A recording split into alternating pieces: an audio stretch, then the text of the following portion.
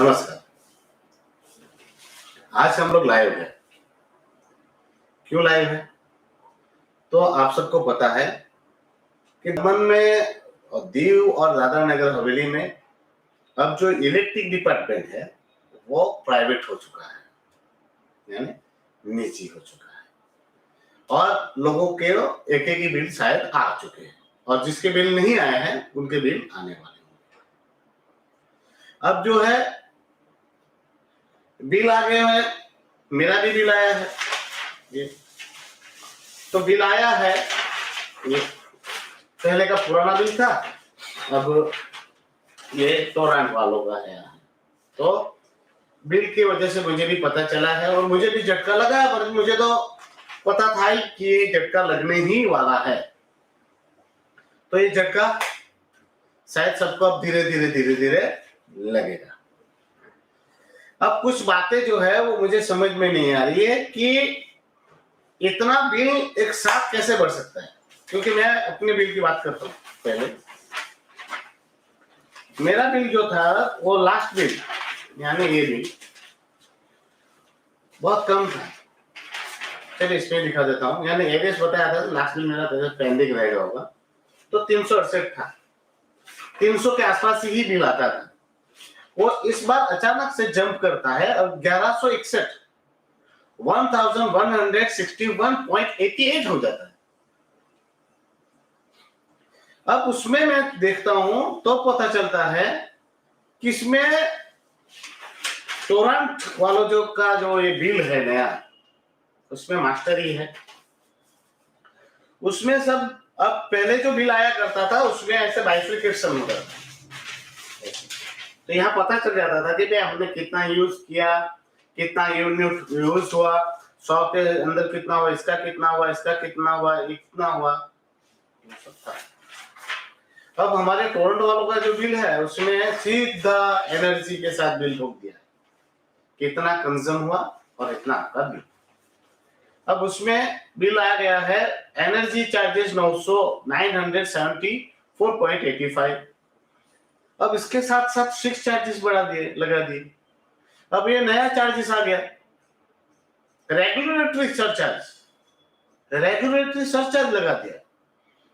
अब FPPCA charges. अब ये ऐसा करते करते जो मुझे 300 350 का बिल आता था वो 1168 रुपए का है। तो शायद पता नहीं अब किस तरह से आया, वो मैं कल तपास करने वाला हूं। अब इसमें जो भाव बढ़ोतरी हुई तो मैंने इलेक्ट्रिक वालों से या काफी लोगों से चर्चा की कि भाई मैं लास्ट टाइम जेआरसी की मीटिंग में बैठा हुआ था और जेआरसी की मीटिंग में दमन दीव डिपार्टमेंट जो था वो हमारा इलेक्ट्रिक विभाग, वो तब administration of Daman and Diu था, या दादरा नगर हवेली भी कह सकते हैं, मगर वो सरकारी था। तो उस विभाग ने जेआरसी में किसी भी प्रकार की भाव बढ़ोतरी की बातें नहीं की थी। फिर भी अभी जो चार्जेस आए वो चार्जेस लगातार ऐसे आए हैं, ऐसे बढ़ के आए हैं कि कोई भी बिल ऐसा लग रहा है कि 2 से 3 गुना हो गया। तो अभी सडनली इतना ज्यादा चार्जेस कैसे हो गया वो मुझे समझ में नहीं आ रहा। तो मैंने बात की तो वो बोल रहे कि हमने तो जेआरसी में कोई प्रोविजन किया, वो बढ़ोतरी का रखा ही नहीं था। अब ये जेआरसी ने बिना भाव बढ़ोतरी के प्रोविजन के जेआरसी ने ऐसा ऑर्डर कैसे निकाल सकते? अब जेआरसी ने निकाला या उन्होंने निकालवाया, अब बात की बात है, वो जांच की बात है, मगर हमारे रेट तो बढ़ गए लाइटों के बिल।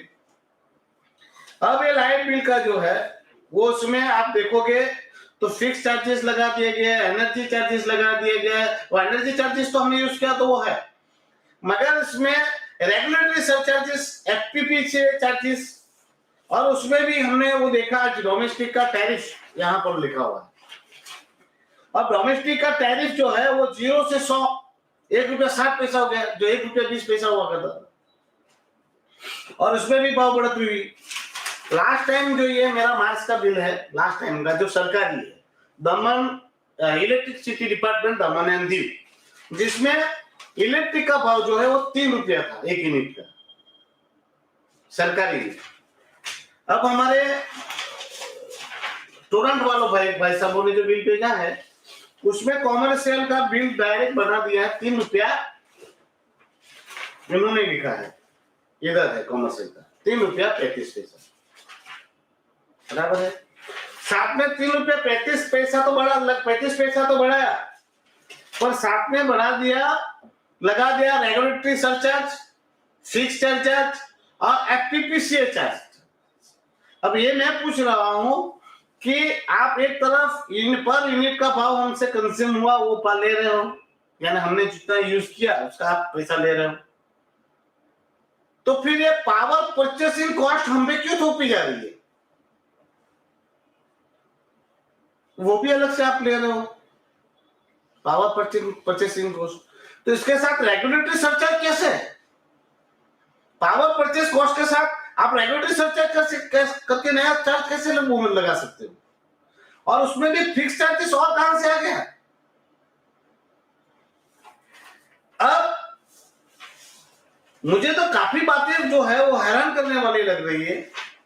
एक तरफ 31 को ऊपर जो है वो लिखा है order, Dadra Nagar Haveli Urja Vitran Nigam limited, DNH power distributors corporation limited,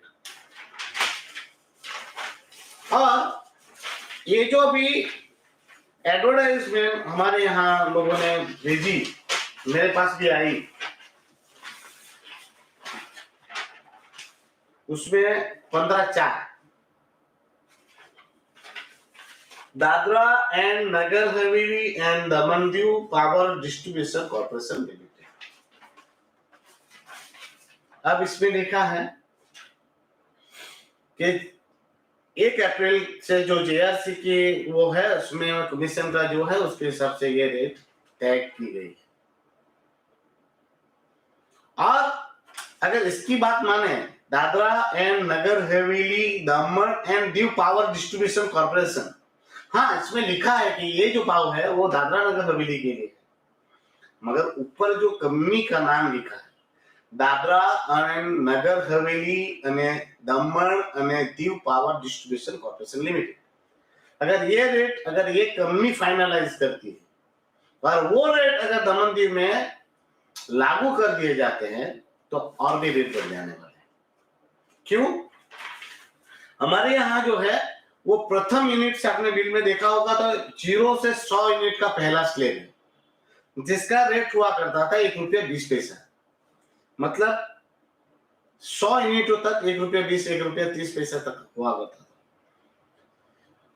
तो 0 से 50 कर देना मतलब 51 से 100 का जो रेट है वो सेकंड स्लिप में चला जाएगा, जो इसमें लिखा है 2 रुपया 30 पैसा, यानी 1 रुपया 30 पैसा 1 रुपया 40 पैसा से डायरेक्ट 2 रुपया 30 पैसा, और उसमें fix charges and regulatory charges और एफपीपीएस चार्जेस जोड़ दो तो लगभग 3 रुपये, यानी चार्जेस 2 गुना से ज्यादा हो जाएगा। अगर ये लागू होता है तो दमन दीव के लोगों को सचेत रहना होगा, जागृत रहना होगा और उसके लिए लोगों को लड़ना होगा। अभी हम लोग इलेक्ट्रिक विभाग को बचा नहीं पाए तो हमारे विद्युत के दर अब कंपनी के हाथ में चले गए, तो उसका मतलब ये नहीं है कि कंपनी अपने मनमाने तरीके से हमें लूटे, वो नहीं हो सकता। उनको भी जरूरी बहुत सारी चीजें हैं जो फाइल बनाकर वहां से परवानगी लेनी पड़ेगी, जैसे जेईआरसी की, प्रशासन की वगैरह की। तो सबको अभी ये जेआरसी में प्रोविजन ही नहीं था भाव बढ़ोतरी का, तो ये भाव बढ़ोतरी हम पर जेआरसी ने कैसे थोपी? क्या किसी ने थोपवाई?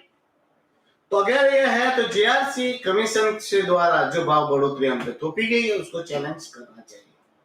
अब आप लोग बोलोगे कि आप चैलेंज करो, तो इलेक्ट्रिक वाला एक केस हम लोग लड़ रहे हैं सुप्रीम कोर्ट में, हमारे सतीश शर्मा जी, उसमें किसी ने 1 रुपया तो है नहीं, और मैं तो अभी मेरी तो कंगाली की हालत है।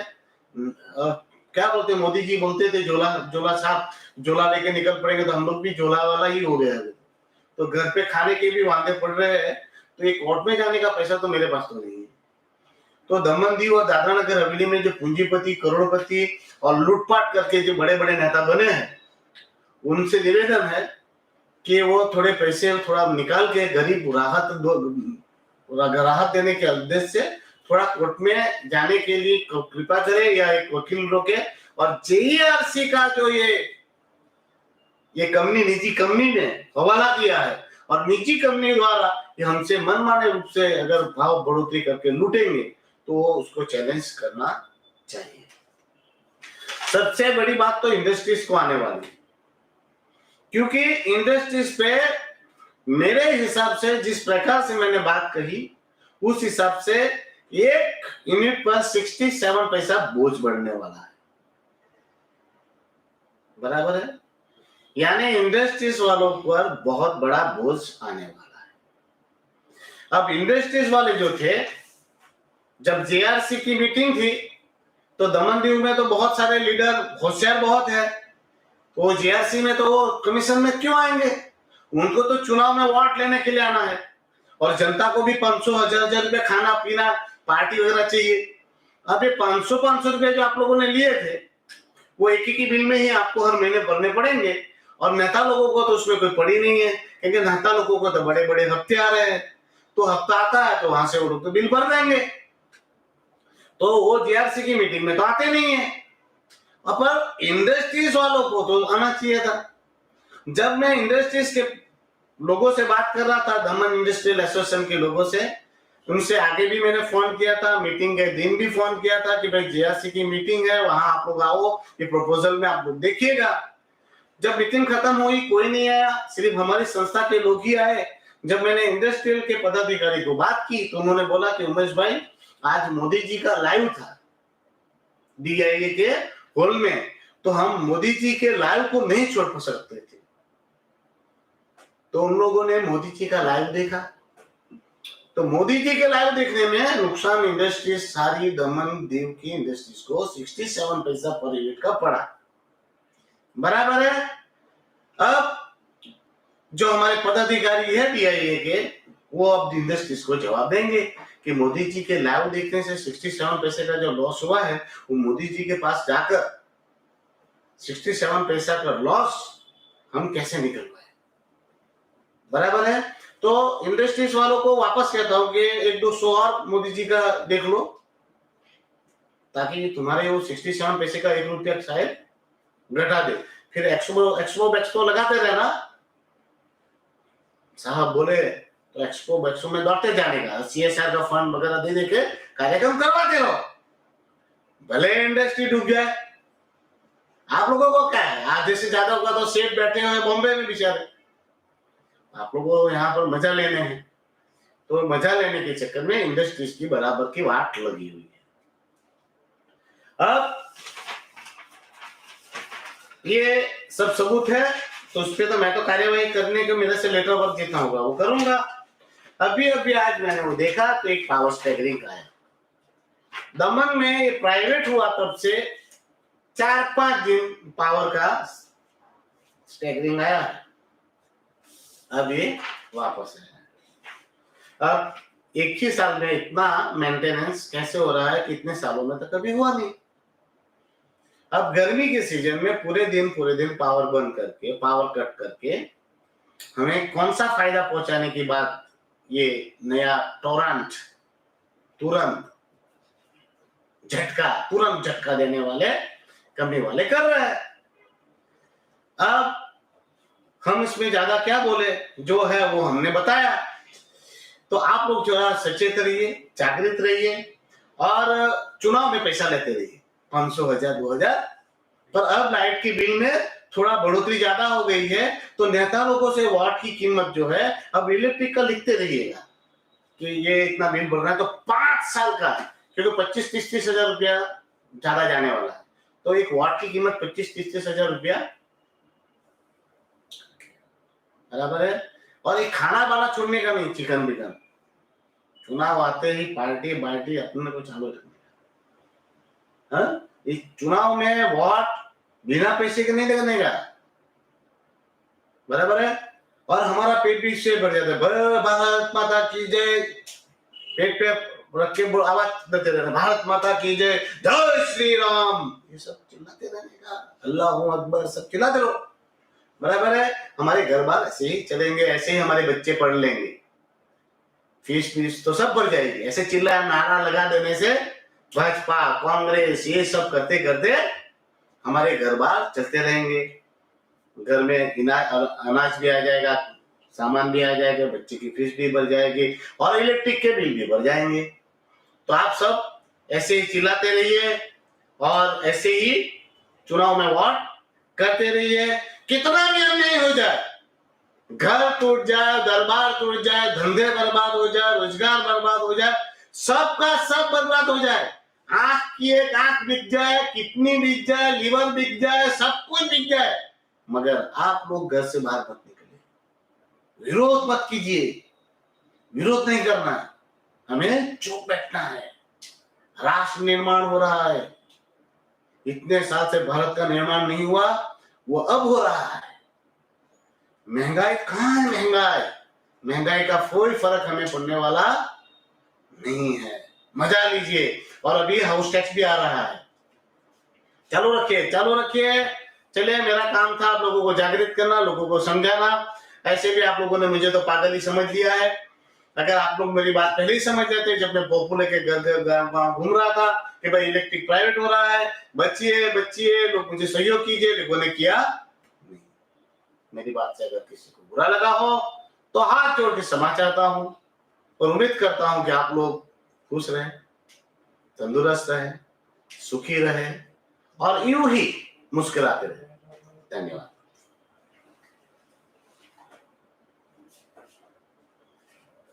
बंद कर दे।